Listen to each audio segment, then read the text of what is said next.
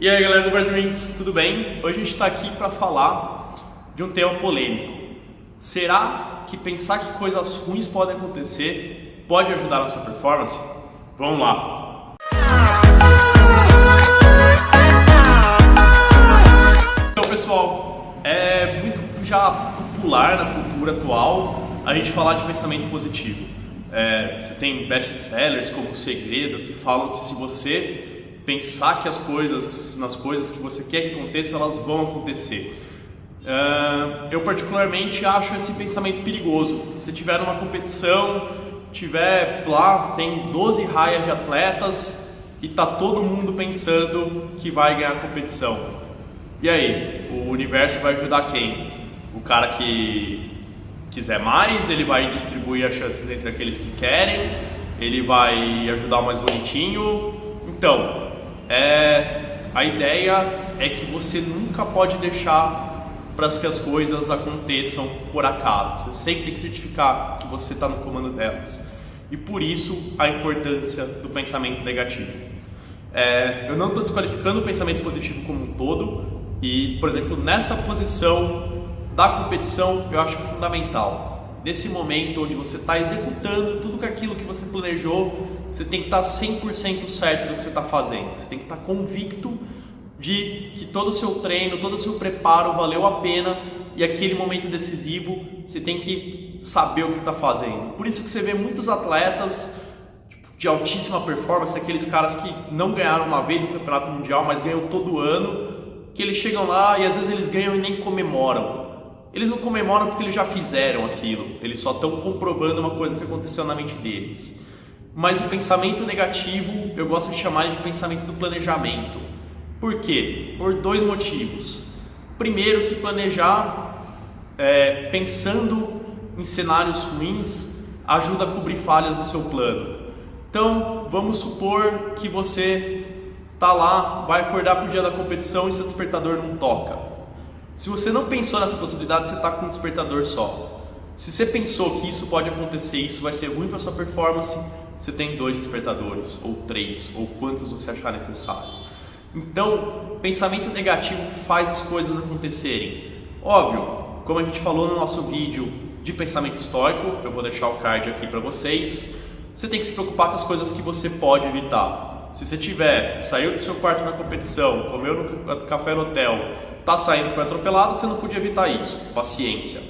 Mas as coisas que você pode certificar que vão dar errado, que podem dar errado, você tem que considerar que elas vão dar errado e se preparar para isso. Isso no nível muito pequeno. Por exemplo, a gente tem aula de ginástica aqui e a gente começa a fazer a introdução a handstand, parada de mão livre, e tem um aluno que eu falei, você vai ter dificuldade no handstand porque você tem pouca flexibilidade de ombro.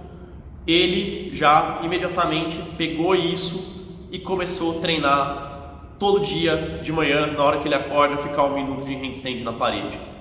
Ele está prevendo, ele já viu uma dificuldade dele, ele sabe, ele pensou negativamente que ele vai ter dificuldade no handstand e ele está se prevenindo nisso. Quando chegar na hora dele sair da parede, ele vai estar muito melhor do que todo mundo. E o que já está acontecendo com ele. Mesma coisa para dieta, quando você está falando assim, pensando positivo. Chegou, comeu no restaurante e vai pegar um brigadeiro. Isso daqui não pega nada, no final vai dar tudo certo. O cara que está com pensamento negativo nessa hora do planejamento, de fazer o dia a dia, ele está lá, não, esse brigadeiro vai fazer a diferença. Esse brigadeiro pode ser meu deal breaker, pode ser o que vai fazer eu chegar na minha meta de peso ou não. Então, essas coisas, você sempre tem em mente o pior cenário, fazem diferença na hora de você chegar e cumprir sua meta.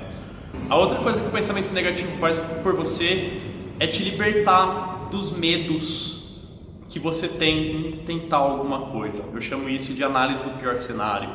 Então, eu ouço muita gente falando de dieta, assim, mas eu não consigo viver sem doce, eu não consigo viver sem beber uma cervejinha no fim de semana. E, cara, você já pensou em realmente fazer uma análise fria do que aconteceria se sumisse o álcool do mundo, sumisse o açúcar do mundo? Você se mataria? Você viveria uma existência infeliz pelo resto da sua vida? E a verdade é que não, a maioria das pessoas, 20% da população é muçulmana, a maioria deles não bebe, açúcar foi um luxo no mundo mundo até 1500 e tanto. Então assim, se você for pegar essas coisas, mesma coisa com negócio, você está falando, eu quero abrir um negócio, mas eu tenho medo de arriscar, de depois falir, ter que viver uma vida humilde. A maioria das pessoas vive uma vida muito humilde no mundo. A maioria das pessoas tem uma casa pequena, reparte a casa.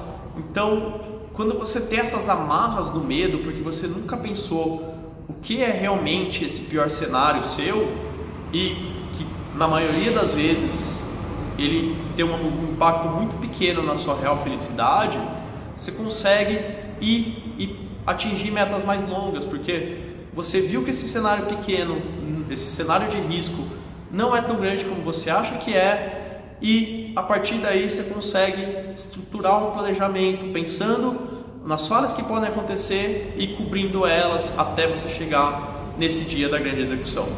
Beleza, galera? Espero ter ajudado vocês, inspirado um pouco. Se vocês quiserem continuar vendo essa série sobre Mindset, assina nosso canal aqui, dá um like.